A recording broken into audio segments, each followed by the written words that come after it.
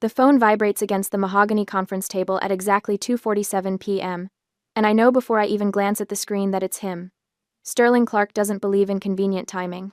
The board meeting continues around me, voices discussing quarterly projections and audit schedules, but my attention narrows to the glowing notification. You are a disgrace. I'm removing you from the will. Do not contact us. Speak to my attorney. I read it twice. 3 times. The words don't change. My thumbs move before my brain catches up. I type a single word and hit send. Understood. Mr. Henderson is mid-sentence about the Peterson account when I close my laptop with a quiet click. He pauses, his bushy eyebrows rising slightly, but I'm already standing. Excuse me, I say. My voice sounds normal. Steady. Like my father didn't just disown me via text message during a Wednesday afternoon meeting. I don't run to my office. I walk. Heels clicking against polished floors, each step measured and deliberate. The door closes behind me with a soft thud, and I sink into my chair, opening my laptop again. My fingers know where to go. They've logged into this banking portal 1,000 times, checking balances, reviewing statements, making sure the automatic payments clear on schedule. The mortgage account loads first, then I see it. Personal loan application. Status. Pending disbursement. Amount. $50,000. My name. My social security number. My forged signature, clumsy and wrong in a way that would make any forensic accountant laugh. He didn't even try to match the slant of my letters. I pick up my desk phone and dial the number I have memorized. First National Bank, Fraud Department. This is Kevin speaking. This is Addison Clark. Account number 4,782 to 9,163. I'm filing an identity theft affidavit. I need all accounts secured immediately. This is a family member fraud situation. Kevin's voice shifts from routine to alert. Can you verify your date of birth and the last 4 digits of your social? I rattle off the information while pulling up my personal ledger. The spreadsheet opens, and there they are. 5 years of transactions, lined up like soldiers. $3,200. Every month. Without fail. 60 payments. $192,000 total. For the lake house. Grandmother's lake house. The one she left to all of us. The one my parents promised would be mine someday. Just keep making the mortgage payments, Addison. We'll transfer the deed when we retire. You'll have your sanctuary. Your peace. Except I haven't been allowed to visit in 6 months. Airbnb guests, my mother said. Can't interrupt paying renters. So sorry, sweetheart. Maybe next month. The photoshopped property tax bills arrive quarterly. I've filed them all. Organized them by date. Because that's what I do. I'm responsible. I'm the rock. I'm the walking ATM. The memory surfaces without permission. I'm 16 again, standing in our kitchen with 2 paychecks in my hand. One from the grocery store, one from the tutoring center. My father's hand on my shoulder, warm and approving. Addison understands duty, he'd said to my mother. She's helping with Preston's tuition. She knows what family means. Preston. Golden child Preston, who'd needed help with college because his grades weren't quite good enough for scholarships. Preston, who now drives a BMW he can't afford and lives in a condo that's perpetually between investments. Kevin is still talking, confirming the fraud alert, explaining the investigation process. I make appropriate noises while opening my email. There's one from 2 days ago, sender. My neighbor Tina. Subject line. FWD. Ring camera from Tuesday night. The video loads. My parents' front porch. Evening light fading to dusk. My father stands with a cigar, smoke curling upward. My mother appears beside him, wine glass in hand. Their voices are clear. Addison is just a walking ATM, Sterling says, tapping ash into the planter. She's so desperate for approval she'd pay for the air we breathe. My mother laughs. Actually laughs. It's a good thing she believes the Airbnb lie. If she knew we sold the lake house to the Millers 6 months ago to cover Preston's bookie debts, she'd cut us off. The video ends. I sit very still. My hands rest flat on my desk, palms down, fingers spread. The office is quiet, except for the hum of my computer and the distant murmur of voices from the hallway. I'm not unloved. I'm defrauded. The distinction matters. Love is messy, complicated, sometimes cruel in ways that can't be quantified. But fraud has evidence. Documentation. Patterns. Fraud can be prosecuted. I open my forensic accounting software, the same program I use for corporate investigations, for tracking money laundering and embezzlement schemes. My fingers hover over the keyboard for just a moment before I start typing. Sterling Clark. Known associates. Financial transactions. The first search returns results immediately. Shell companies. Wire transfers. Patterns that look wrong even at first glance. My phone buzzes again. Another text from Sterling. Your mother is very upset. You've always been selfish. I don't reply this time. Instead, I screenshot the message and save it to a new folder on my desktop. I title it, Evidence. Evidence. Then I lean back in my chair and whisper to the empty room. Let's see what else you've been hiding. The office is dark except for the glow of my 3 monitors. It's 2:47 a.m. I know this because I've been watching the clock in the corner of the screen tick forward for the past few hours. Each minute another transaction analyzed. Another thread pulled. My coffee went cold around midnight. I don't care. The forensic software I use for corporate fraud investigations hums quietly, processing the data I've fed it. Sterling Clark's banking records. Preston's accounts. Wire transfers, deposits, withdrawals. The same tools I use to catch embezzlers and money launderers, now pointed at my own family. The pattern emerges slowly, then all at once. Preston's checking account shows deposits every 2 weeks. Always cash. Always between $9,200 and $9,800. Never over $10,000. Because $10,000 triggers automatic IRS reporting requirements, and whoever taught Preston about smurfing clearly knew what they were doing. I pull up my calculator. 18 months of deposits. The total makes my stomach clench. $170,000. I screenshot everything. Each transaction gets its own file, labeled with dates and amounts.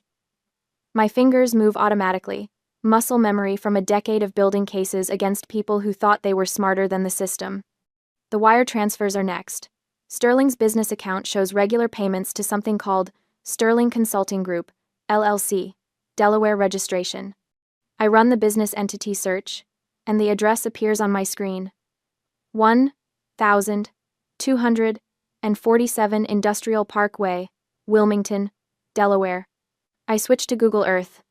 The satellite view loads, and I zoom in slowly, watching the pixelated image sharpen into clarity.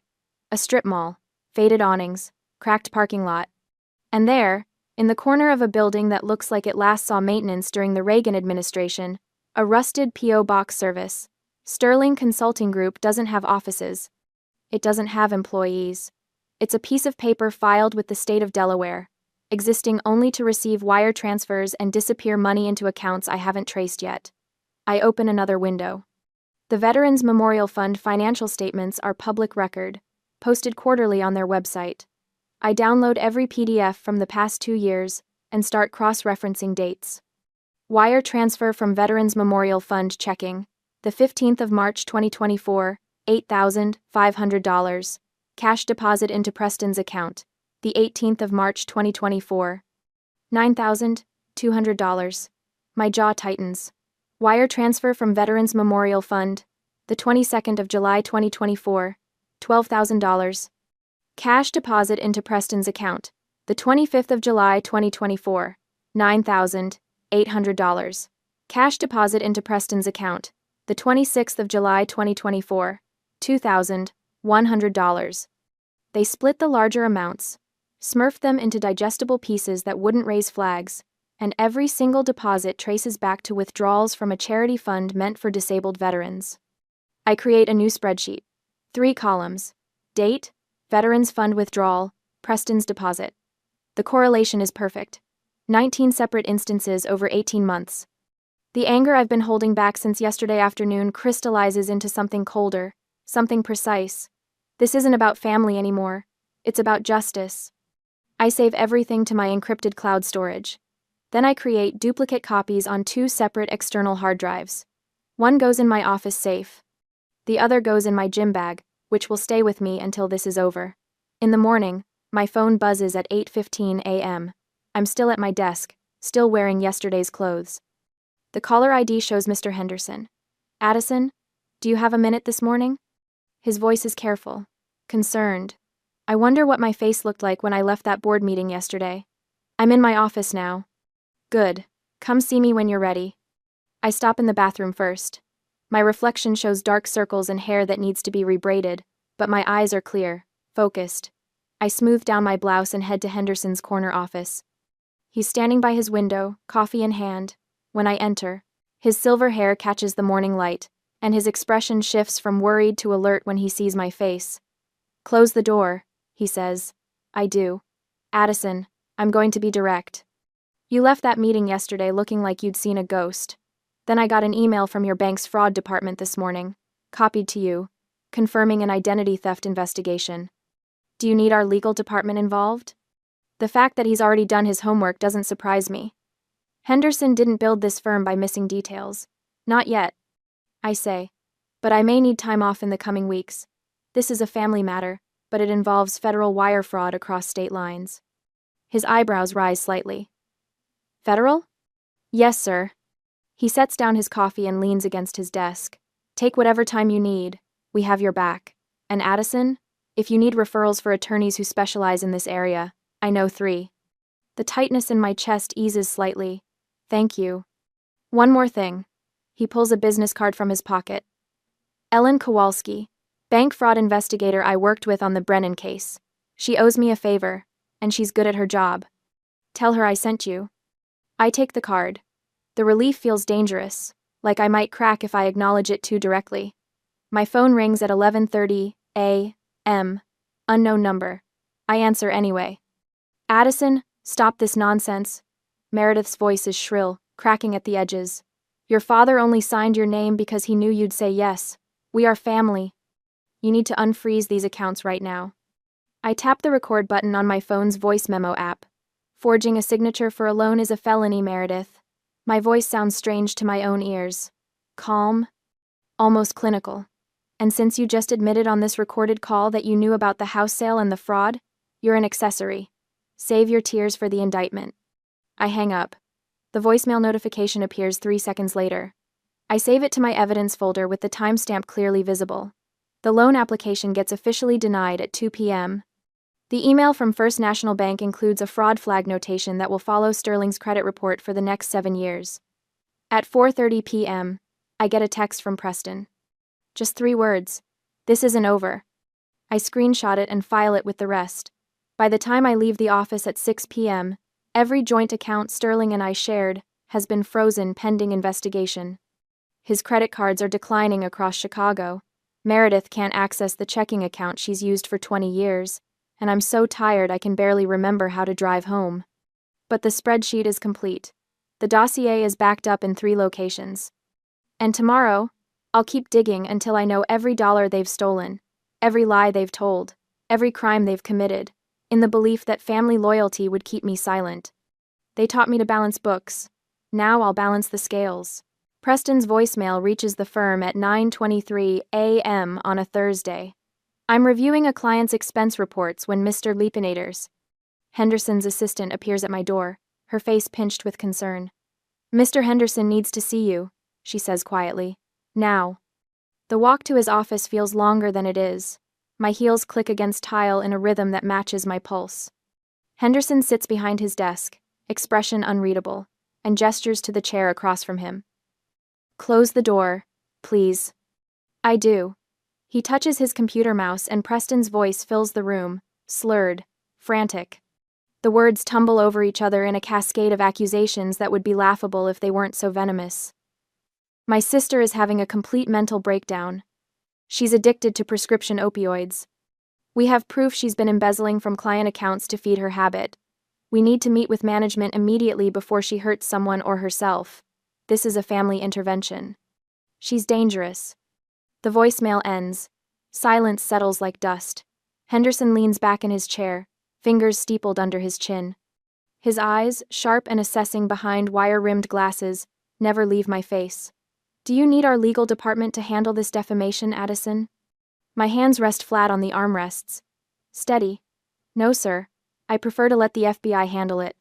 Something shifts in his expression. Not surprise. Recognition, maybe, like he's seeing exactly what he expected to see. I thought you might say that. He saves the recording to a file, then swivels his monitor toward me. I'm copying this to your personal drive. Document everything.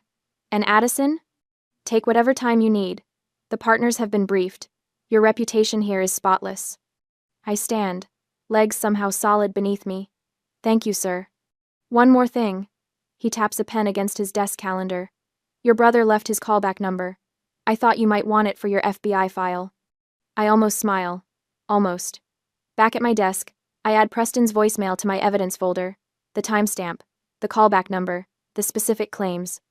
All of it cataloged with the same precision I'd use for any financial crime investigation.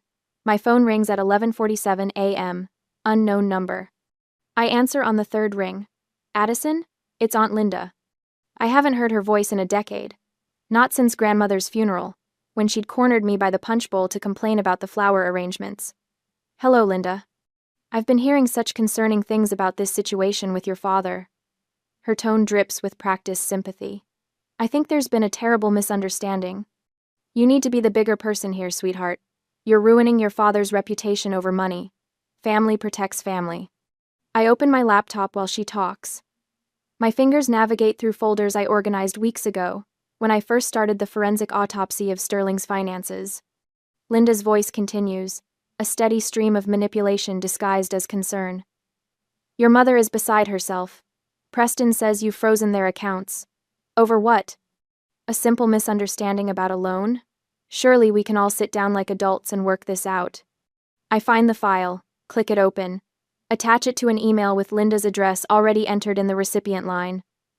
Check your inbox, Linda. She pauses mid-sentence. What? I just sent you a PDF. That's a copy of a check Dad wrote 3 years ago. He cashed out your son's college savings bond, the one Grandma left him in her will. Used it to pay for his country club membership renewal. He forged your signature on the release paperwork. The silence stretches so long I check to make sure the call hasn't dropped. The bond was worth $12,000. I continue. My voice remains level. Conversational, even. I found the transaction while reviewing his account activity. The club charged him $11,200 that year. He deposited the difference into Preston's checking account. I have copies of everything if you'd like to verify with your bank. She doesn't speak, doesn't breathe, as far as I can tell. You should probably check on your mother's jewelry too, the pieces she left you. I noticed some interesting pawnshop transactions around the same time. The line goes dead. I save the call log, note the duration, add it to the folder, my email pings. Henderson has sent a message to all partners with the subject line, personnel matter, informational only. I scan the contents, professional, clinical. A brief explanation that a staff member is dealing with family fraud, that false allegations have been made, and that the firm's position is one of complete support for the affected employee. He doesn't name me, but anyone paying attention will know. The responses start within minutes, colleagues offering legal referrals. One senior accountant sharing her own story of family financial exploitation. Another forwarding contact information for a bank investigator who specializes in identity theft cases. By 2 p.m., my accountant friend Sarah has called twice. On the second attempt, I answer. I heard through the grapevine, she says without preamble. Family fraud case. Listen, I've testified as an expert witness in 3 of these. If you need documentation reviewed or someone to explain the forensics to law enforcement, I'm available. Thank you. I mean it, Addison. These cases are winnable, especially with your skill set. They picked the wrong person to scam. The bank investigator's email arrives at 3:30 p.m.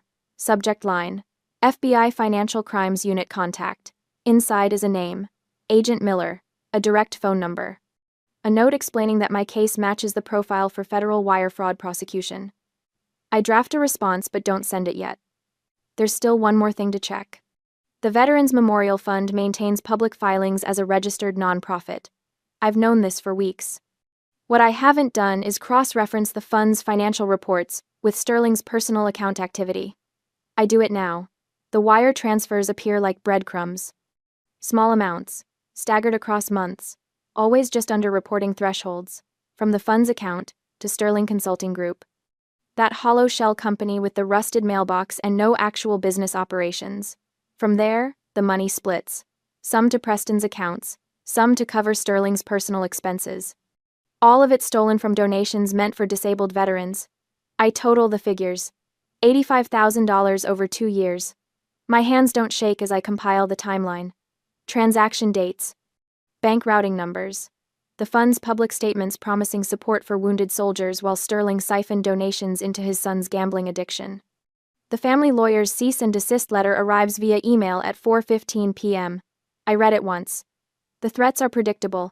Retract all fraud claims. Pay $150,000 for emotional distress. Stop harassing the family immediately or face legal consequences. I laugh. Actually laugh, the sound startling in my quiet office. Then I open my FBI documentation folder and add one final section. Veterans Memorial Fund embezzlement. Wire fraud across state lines. Federal charges, not local civil disputes. The folder is comprehensive now. Complete. Every transaction traced. Every lie documented. Every theft proven beyond reasonable doubt. I send Agent Miller the email requesting a meeting. Attach nothing yet. Just a brief professional inquiry about discussing potential federal fraud charges. His response arrives within 20 minutes. Tomorrow morning. 9 a.m. FBI field office downtown. I print the folder contents. All of it. Pages and pages of evidence. Organized chronologically. Labeled clearly. I place everything in a manila folder and write across the tab in permanent marker. Sterling Clark, wire fraud, identity theft, Veterans Fund, embezzlement. My office empties as colleagues head home. The sun angles lower through my window, casting long shadows across my desk. I sit with the folder in front of me, hands resting on either side of it. Tomorrow morning, FBI field office, Agent Miller. No turning back after this. I close my eyes and think of grandmother's lake house, the real one, before my parents sold it to cover Preston's debts. The dock where I used to sit with morning coffee, watching sunrise paint the water gold. The silence that felt like peace instead of punishment. They stole that from me. But they also made a crucial mistake. They stole from veterans. From people who sacrificed everything. People whose stories matter to federal prosecutors and juries and judges. I open my eyes and slide the folder into my briefcase. Tomorrow morning, I walk into that FBI office and hand over everything. Tomorrow, the walking ATM stops making deposits and starts making withdrawals. The following day, Agent Miller closes the folder and looks at me across the metal desk. 3 hours have passed since I walked into this FBI field office, and my coffee went cold somewhere around hour 2. The fluorescent lights buzz overhead, the same relentless hum I've heard in every government building I've ever entered. This is federal wire fraud with aggravating factors, Miller says. His voice is flat, professional. Veterans Fund involvement elevates priority. I hand him the encrypted drives. 2 of them, both containing identical copies of everything. 5 years of transactions, shell company formations, wire transfer receipts, forged signatures. The kind of evidence that makes prosecutors salivate. We'll open a formal investigation within 48 hours, Miller continues. He's younger than I expected, maybe 40, with the kind of exhausted eyes that suggest he's seen too many families destroy each other over money. You should prepare for your family to escalate when they realize what's happening. I almost laugh. They've already disowned me and tried to take out a loan in my name. How much worse can it get? Miller doesn't smile. You'd be surprised. 2 days later, I find out exactly what he means. I'm reviewing the Patterson account when my phone starts buzzing. Not the usual single notification, but a sustained vibration that suggests something has gone viral. I unlock the screen and see 47 text messages from numbers I don't recognize. Then I open Nextdoor. Preston's post sits at the top of our neighborhood feed, and the comment count is climbing by the second. The timestamp shows he published it 20 minutes ago. My sister Addison is spreading lies about our family. She's claiming money is missing from the Veterans Memorial Fund, but the truth is, she's just bitter about being written out of Dad's will. The $85,000 she's talking about was just a temporary loan to help our family through a rough patch. We intended to pay it back next month. She's weaponizing a private family matter to destroy Dad's reputation in this community. Don't believe her lies. I read it twice, my pulse steady, my hands completely still on the desk. He confessed, in writing, to embezzlement, on a public forum. The comments are already brutal. Barbara Henderson, from 3 streets over. Wait, so you're admitting the money went missing? Mark Sullivan, whose son served in Afghanistan. A temporary loan, from a veterans fund? Are you serious right now? I screenshot everything before Preston can delete it. Then I watch as dozens of people do the same thing, the post spreading through our wealthy suburb like wildfire. My phone rings. Mr. Henderson. Have you seen next door? He asks. Currently watching Preston dig his own grave in real time. Good, because I just forwarded it to our legal department. They want you to know this constitutes written evidence of embezzlement. He pauses. Also, Sterling's at the country club right now. Might want to check those Ring camera groups you're in. I don't have to wait long. The first video appears within minutes, uploaded by Jennifer Morrison with the caption, "When keeping it real goes wrong." The footage shows Sterling approaching the country club entrance, shoulders back, that familiar arrogant tilt to his chin. The manager intercepts him at the door. I can't hear the conversation, but I watch Sterling's face change when his membership card is declined. His mouth moves, animated, angry. "Do you know who I am?" The manager gestures to security. 2 men in polo shirts appear, flanking my father. He's still talking, still posturing, but they're already guiding him toward the exit. The camera follows his walk of shame past the dining room, where at least 30 members are watching. Several have their phones out. A second video appears from a different angle. This one has audio. "This is outrageous." Sterling's voice carries across the entrance hall. "I've been a member here for 20 years. The board received some concerning emails this morning," the manager says, his tone professionally neutral. "Your membership is suspended pending investigation." I close my laptop and lean back in my chair. The board members work fast. My phone buzzes again. This time it's a news alert. Local station WMAQ has picked up the story. North Shore nonprofit under investigation. Allegations of embezzlement from Veterans Memorial Fund. The article is brief, carefully worded to avoid libel, but it mentions Sterling by name as the suspended treasurer.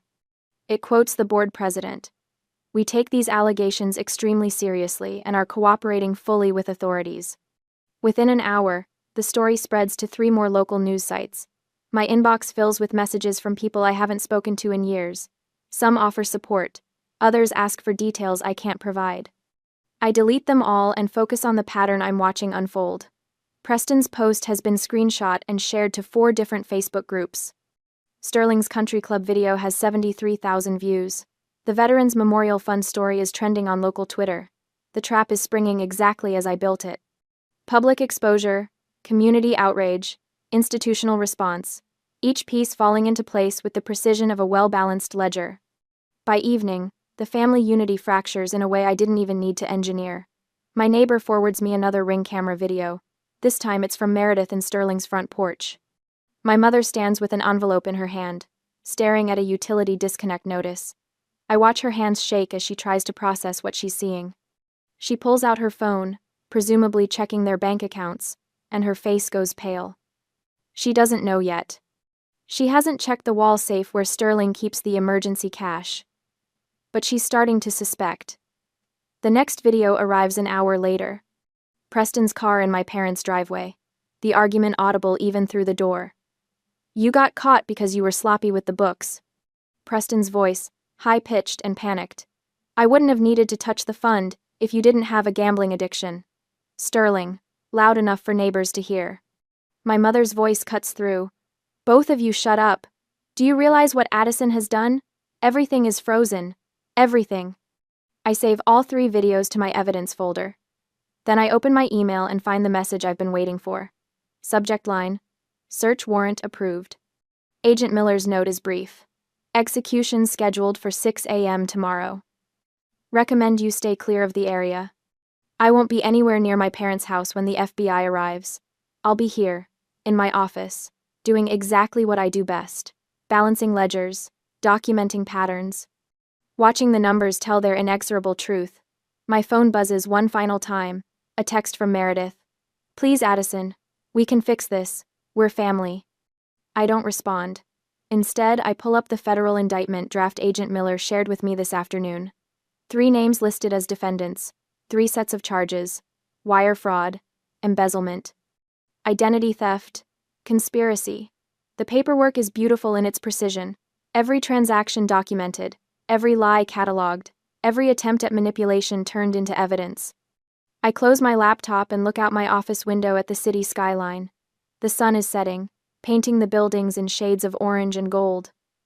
Somewhere across the city, my family is tearing itself apart. Fighting over blame, scrambling for cash that doesn't exist, realizing finally that the walking ATM has closed her accounts permanently. Tomorrow morning, federal agents will knock on their door with a search warrant. Tomorrow afternoon, boxes of evidence will be carried out in front of the neighbors. Tomorrow evening, the local news will have footage of my father in handcuffs.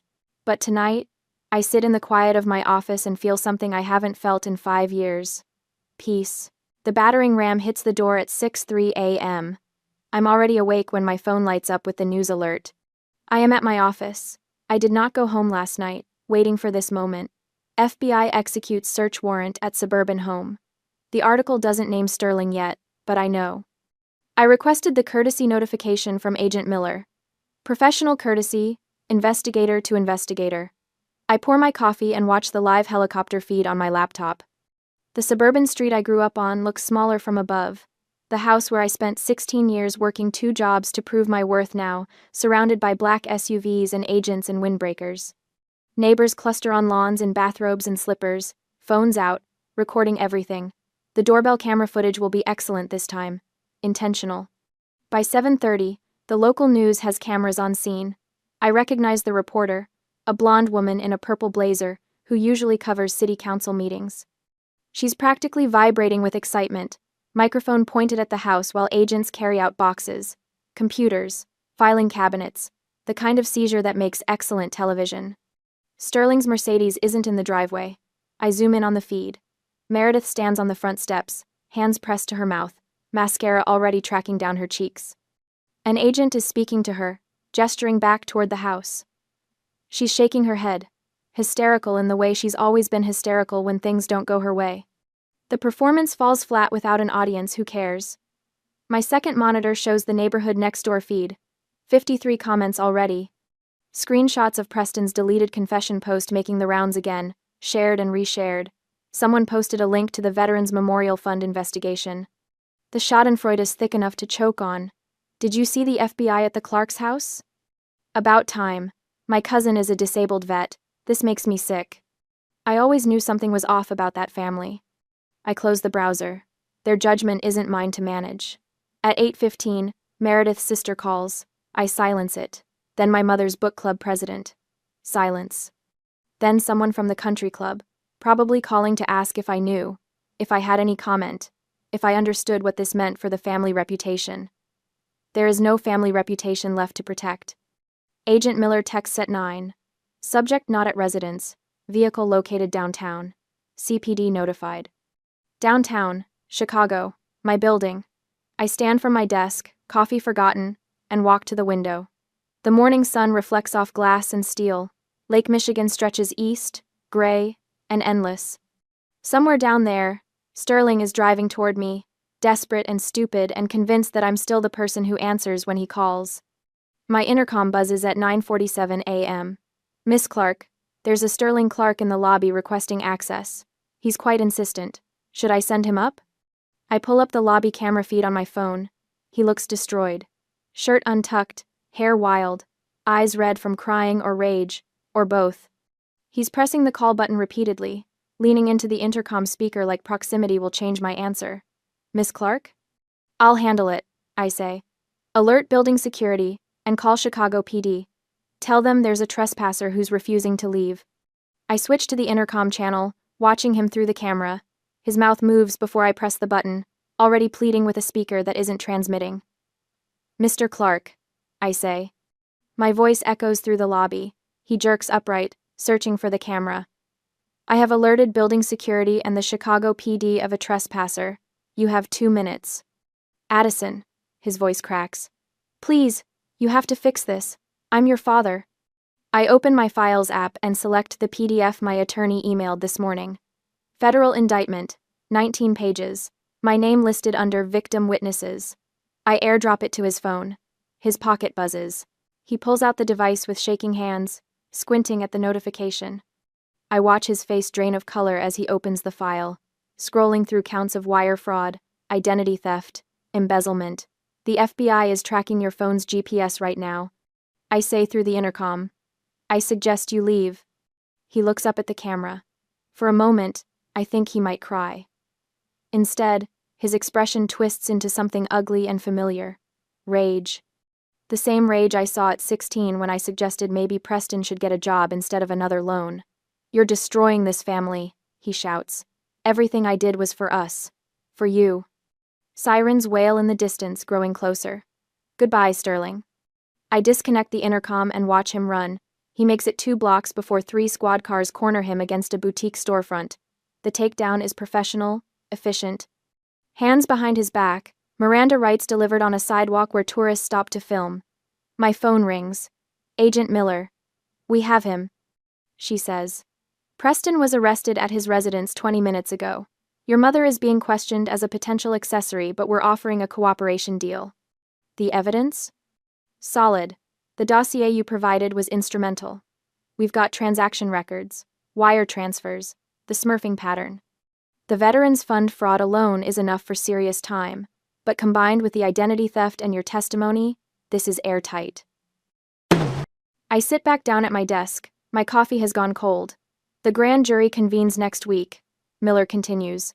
We're expecting indictments within 2 weeks. Multiple counts for your father, conspiracy and money laundering for your brother.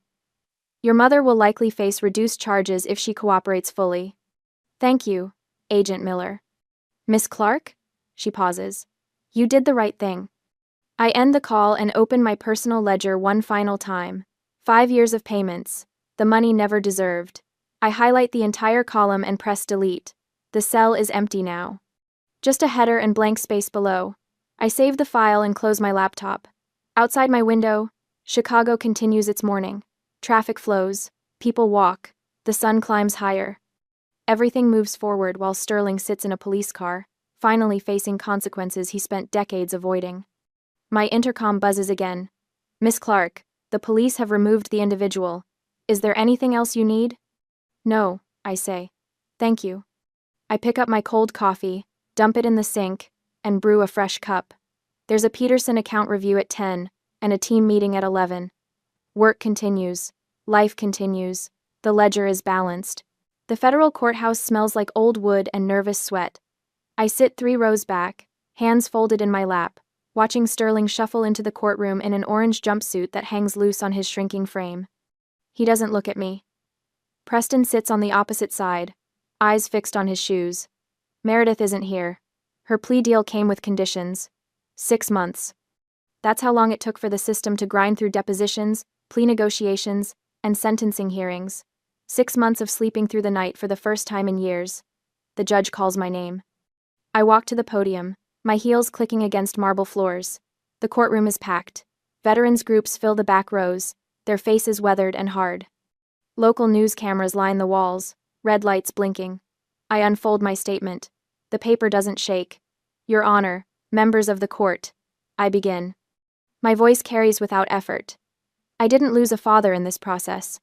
I lost a liability. Sterling's head snaps up. Our eyes meet for the first time today. I don't look away. For 5 years, I paid $192,000 toward what I believed was a family obligation.